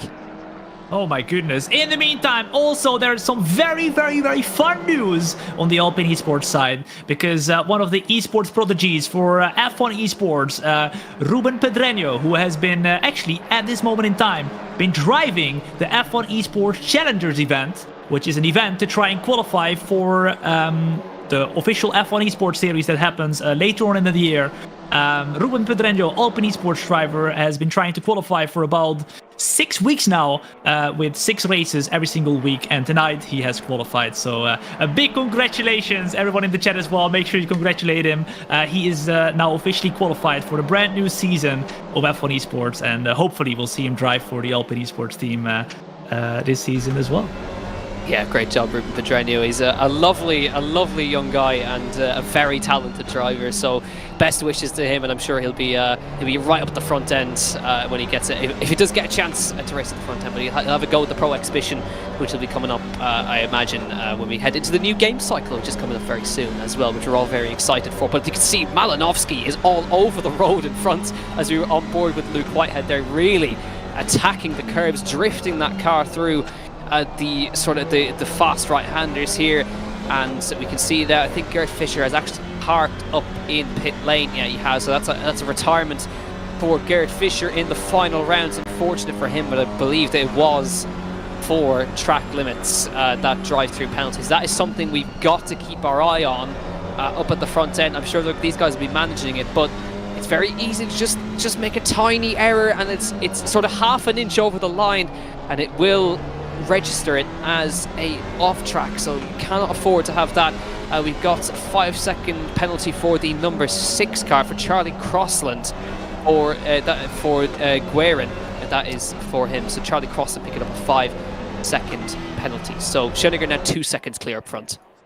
Oh my goodness, it looks like this track is punishing, but also the stewards are punishing, because if you are doing something naughty, of course you do not get rewarded, you get punished as well. And so far we've had a couple of people getting punished. It's Charlie Crossland at the moment in the pits. He might be giving up here because he has retired. My goodness, he thinks he is not going to be scoring points here today after that 5-second penalty hits him.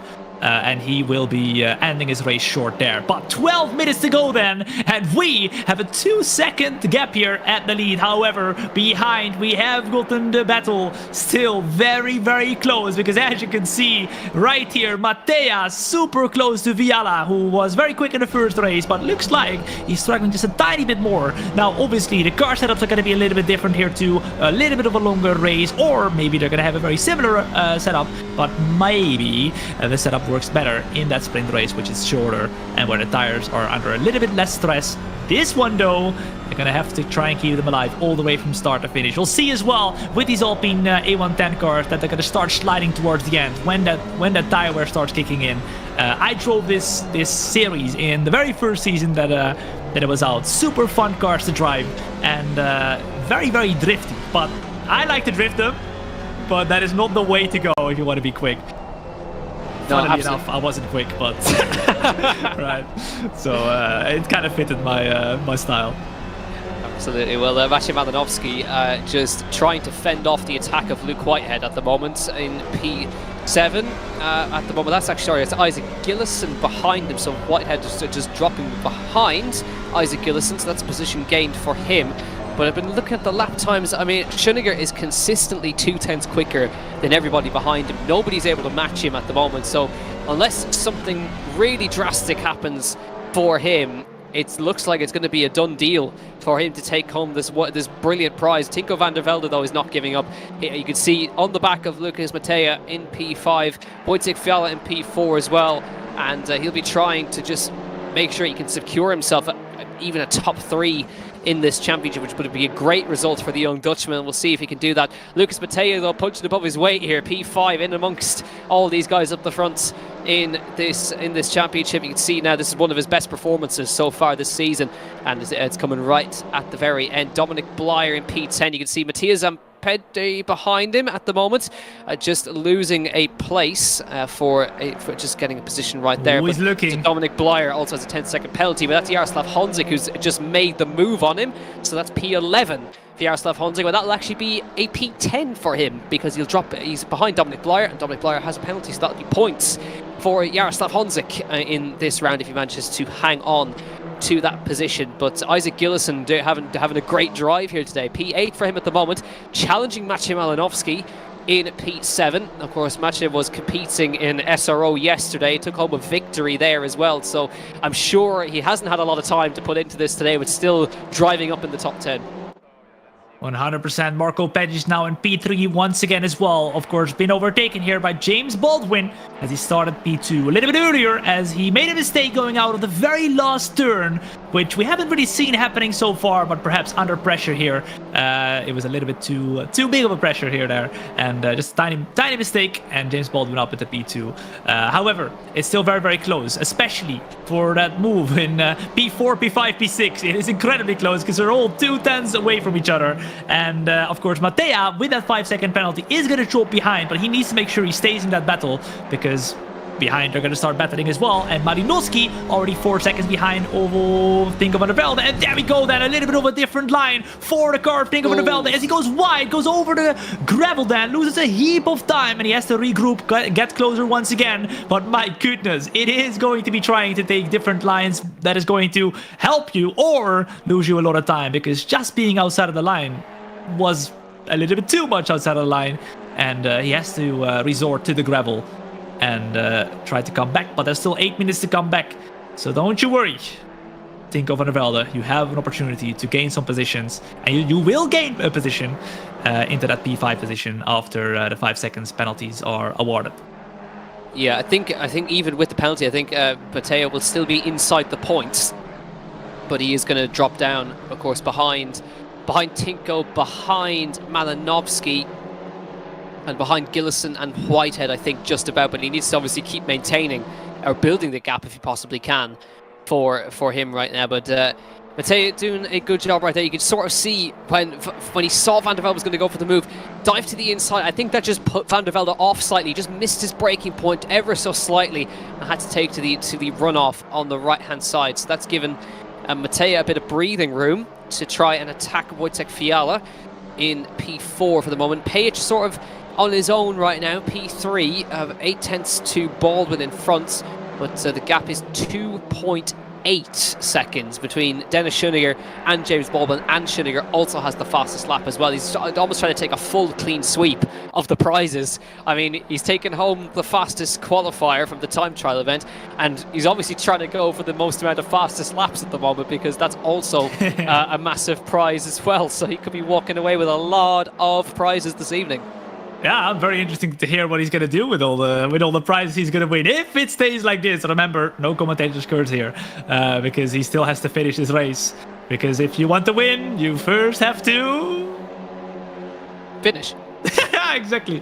So let's see what he's going to do here. But 6.5 minutes to go as we are still racing furiously. If you're joining in just now to the Alpine Esports Series, a warm welcome. You're joining in to the grand finale. In 6.5 minutes, we will have a champion to crown as we have Luke Whitehead battling with the car of over Isaac Gillison. It looks like, no, it is the car of over Dominic Brouwer, who is right behind. And he looks like he made a little bit of a mistake earlier. Did indeed. I think it is Gillison. Yes, it is Isaac Gillison who just managed to slot in front. Whitehead managing to eventually get by Isaac Gillison. Gillison got by him a lap or two ago and he managed to slot himself back. Here's Lucas Mattea, who is all over the back of Wojciech Fiala, but is unable to find a gap to get himself through to try and get himself up into P4. Not that it'll be for P4, but he wants to try and gain some positions here. Kamil Pawlowski trying to get by Tskevich here as they come through. Matthias Zampedri in P12 in front, and Dominic Brouwer just up in P10. And don't forget, of course, you can claim your Alpine airdrops when the QR codes do pop up on your screen. So this is a little bit of a different one at the ready. Because this one is sorry, the Tobii Eye Tracker. Excuse me, I'm getting all mixed up here. But the Tobii Eye Tracker, of course, one of our great sponsors, Tobii here. You can scan the QR code that'll pop up on your screen, and you can get yourself a lovely discount on the Eye Tracker 5. So do keep an eye out for that when it comes up on the screen in a few moments' time. But 3.1 seconds, Dennis Schoeniger is the gap up front between himself and Baldwin, and Marco Pajic still keeping with him, just half a second between Baldwin and Pajic. But Kamil Pawlowski trying to find a way through. Kishkevich slots up the inside of Zampedri, and that's P12 for him. And Pawlowski trying to find a gap here. Zampedri trying to come back at him here, finds a little gap that doesn't quite get the contact through the middle there, and unfortunately has to drop back behind. But Mattea putting more and more pressure on Wojciech Fiala in P4 right here. The gap is just 1/10 of a second as they came across the line, but Tinko van der Velde is now back in it. As you can see, Chickiewicz going over the AstroTurf almost. Actually, I think he did touch the gravel there. As you go back on board with Mattea, he's up into that position ahead over Tinko van der Velde, trying to defend as much as he can. Tinko van der Velde going left, right. I want to go by. I have a championship position to fight for. But now it's also going to be someone behind of Tinko van der Velde trying to put the pressure. But Mattea is keeping the position, and Well, actually, as he starts drifting, that's what I was talking about. Later on in the race, you'll see whoever has managed the tires best, and it's not gonna be Lucas Mattea, it seems like, because his tires are all over the place. He is drifting, sliding, as we can see right here with Tinko van der Velde doing a different line once again. Will he send it up the inside or around the outside this time around? No, he's gonna stay behind. He thinks the best of it, because last time around, he went wide there, and he lost about a second almost trying to overtake Mattea. But is he gonna do it? Is he gonna go for those valuable points? Because, I mean, he knows that overtaking Mattea is only going to give him a position that he's going to get anyway after those 5 seconds are awarded. So, and then after he overtakes him, he has about 3.1 seconds to close in to Marko Pejic, who is still very close to James Baldwin. So perhaps at the end of the race, we'll see a little bit of a fight going and happening there. But there's only 3 minutes to go, so it's already the end of the race. We are only going to be having probably 2 more laps here. As we can see, Dennis Schoeniger going through the middle sector now.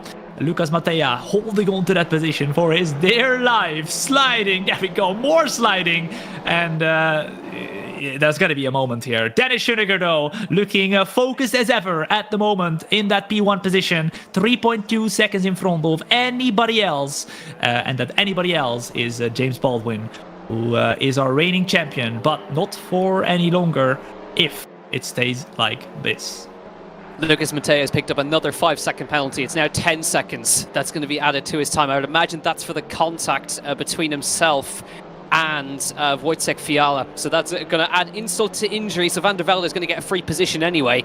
He doesn't need to pass Lucas Mattea here, but would like to sort of make sure that he gets P4 on track right now. Gap between Pejic and Baldwin out to 0.9 of a second right now. So Baldwin sort of on his own here. There is Dennis Schoeniger as he crosses the line with 2 minutes to go. That'll be 2 more laps of Valencia, and he's on his way to claiming the Alpine Esports Series championship for 2023. And well, I mean, he's the only driver this season to take a perfect score away from a round. He took the sprint race victory in Paul Ricard and the main race victory and both pole positions and fastest lap. So he's taken so much away from this series, been so impressive, and continues to build a gap over the reigning champion, James Baldwin. 3.3 seconds is the gap. But as well, you got to give it to James Baldwin. I mean, consistently, he's always up at that front end, is fighting in for that championship, and was trying to go back-to-back, but he was the only man, really, apart from Tinko van der Velde, who was able to beat Schoeniger this season. Yeah, for sure. We saw a big moment happening in turn 1 then, where both Tinko van der Velde and Wojciech Fiala went incredibly wide there. Crazy moment where they almost lost the car even, drifting through that first turn. It's getting tougher and tougher for these drivers to navigate the track with those worn down tires, with those overheated tires at this point in time. But yeah, we'll have to wait and see if they can keep it out on track. So far, so good. But that was very close to losing 2 of the main drivers in the race who don't have penalties. Just stay calm, because you have somebody in front of you who will drop behind. But perhaps they are fighting for a position here. They probably know better than us at the moment, because they know their personal situation. They know they're battling for prizes. They know they're battling for positions in the championship. It's all or nothing now, because, ladies and gentlemen, it's going to be Dennis Schoeniger who is going to go over the line, and then next time he goes over the line, he will be finishing this race, which means we're going to do a total of 16 laps. We've done 15 laps already, and here we go then through the very first turn with Dennis Schoeniger at the moment looking very steady, 3.7 seconds in front of everybody else. It started off actually in the daytime there, you can see it, and it's actually nighttime now for Dennis. Yeah, Dennis he's been obviously been practicing, been racing all the way through into the nighttime over where he is. But yeah, he's on the final lap of this series. There's still fights happening throughout the field right now. With Tinko van der Velde trying to hold on to a top 5, or trying to hold on to P4, that'll be after penalties are applied. Luke Whitehead trying to get by Maciej Malinowski here as well in the middle sector, trying to make he passed by Isaac Gillison, then got back by him, and is now trying to get by his counterpart here of Maciej Malinowski. But just a few more corners to go in this series. Been incredibly close across the board, but we are going to add a new name to the champions roster in just a few corners time. And Whitehead trying to get a little switchback going here on Malinovsky, but can't quite get the exit out of the hairpin there. But there he is, Schoeniger on his way through the third last corner. Just needs to make sure that he doesn't get any track extensions or anything in these last few corners, but is just completely focused as he heads up to the final corner. The man who's dominated in Paul Ricard, who took away a victory in the sprint race, fastest lap as well, and he will come across the line. There he is, Dennis Schoeniger coming across the line. He is the new Alpine Esports Series champion of 2023, and boy does he look happy about it, taking home the victory. Marco Page finishes in second place, and James Baldwin down in third place, but what a great effort by him. But Dennis Schoeniger, he is elated. He's the new champion of the Alpine Esports Series.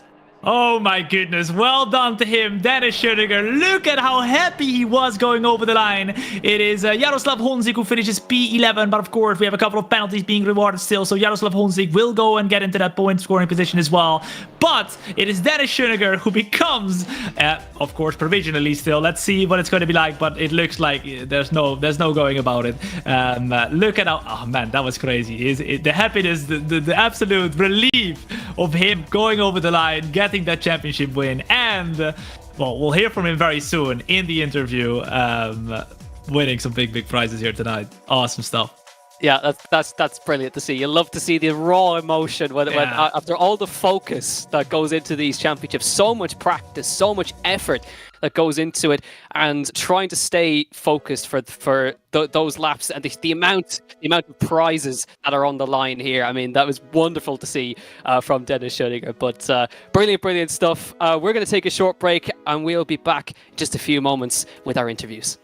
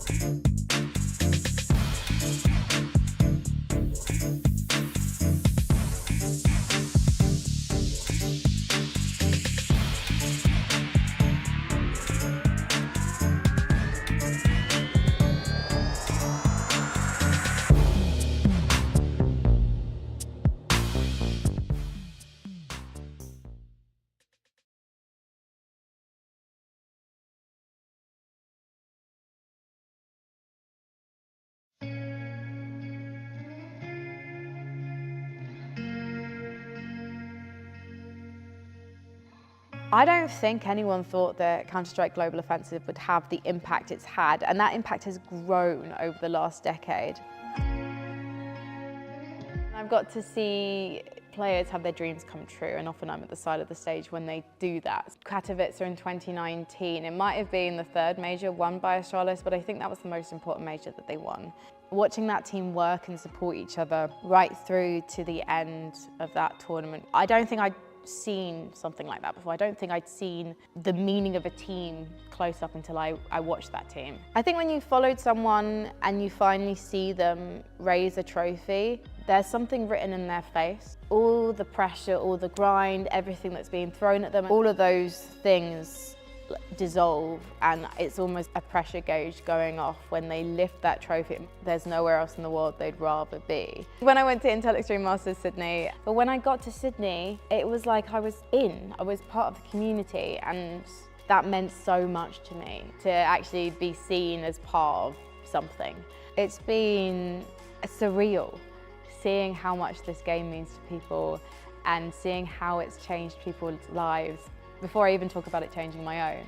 And I think with Counter-Strike 2, we're going to see even more people's stories told. We're going to see more people coming to the game. And we're going to see people's futures changed, people's lives changed, just like mine was.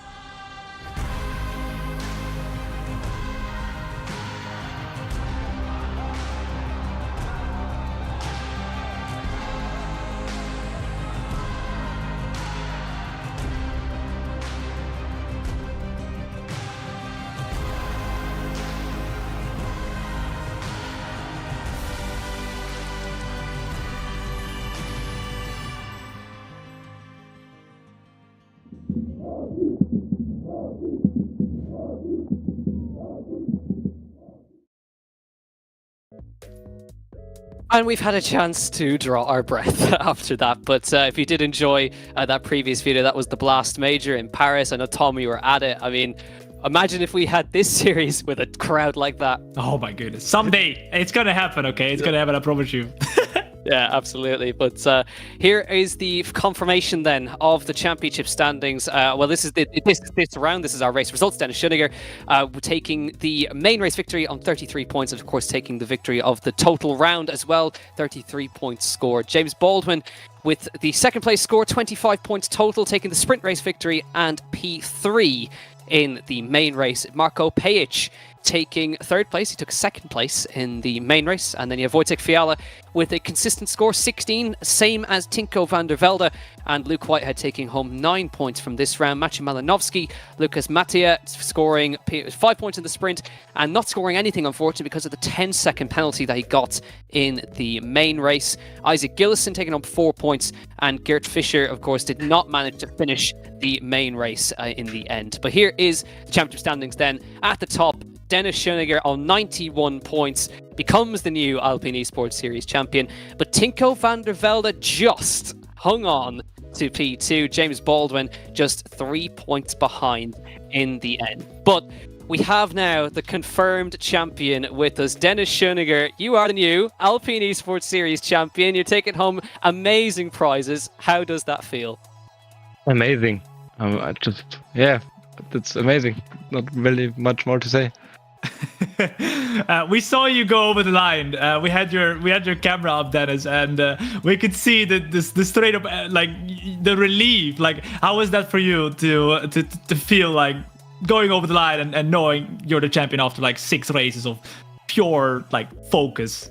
Yeah, it's like, you're thinking about everything that could happen, like internet, pedals, hardware, something, and then you just want to go, come on, let's finish this.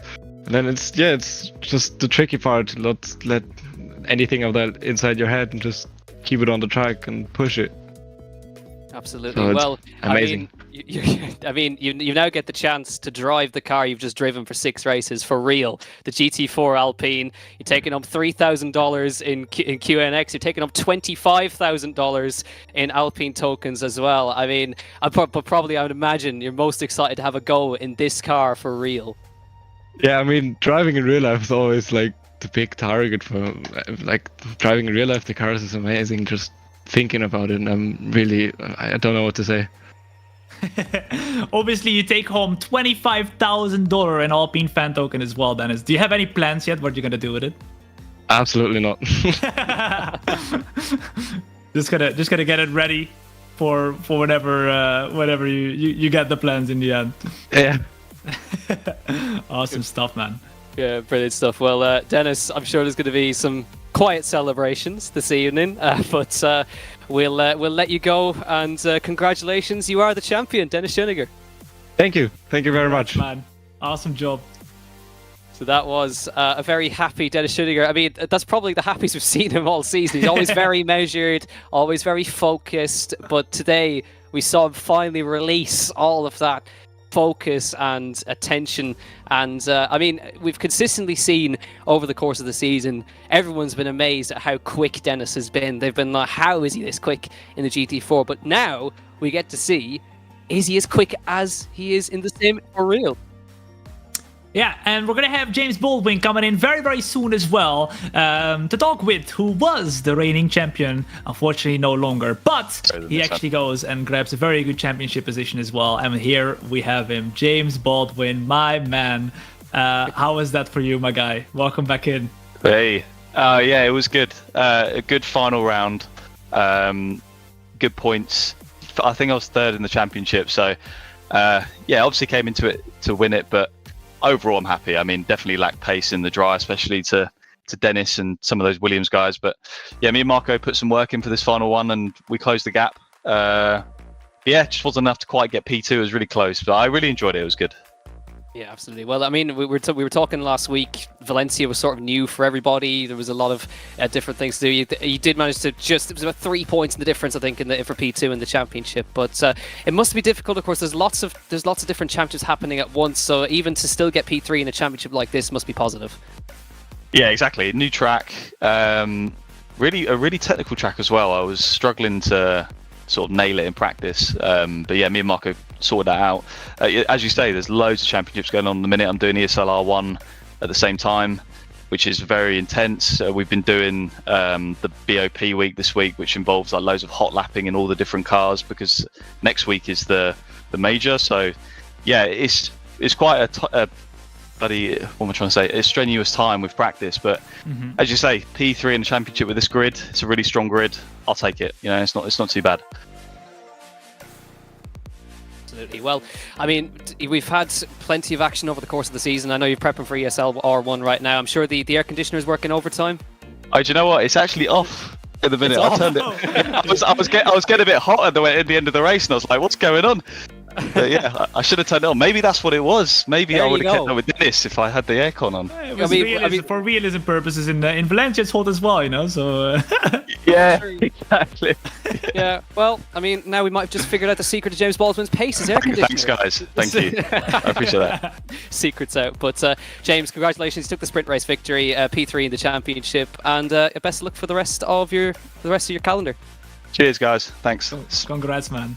Yeah, thanks. See you again. Bye. So James Baldwin there, P3 in the championship, not bad at all, considering everything that a lot of these guys are having to balance as well. Multiple different championships at once in that one as well. Tinko van der Velde taking P2 by just 3 points in the end, just hanging on to P2. I'm sure he'll be very happy with that. But we will, of course, be back, hopefully, next year. But that's it for us for the Alpine Esports Series, powered by Binance. And I mean, we couldn't have made this happen without all of the partners. You can see them listed down below. They've been amazing, providing all of the prizes and the amazing experiences that you've of course can check out. Everything is down below in the description if you are keeping an eye as well.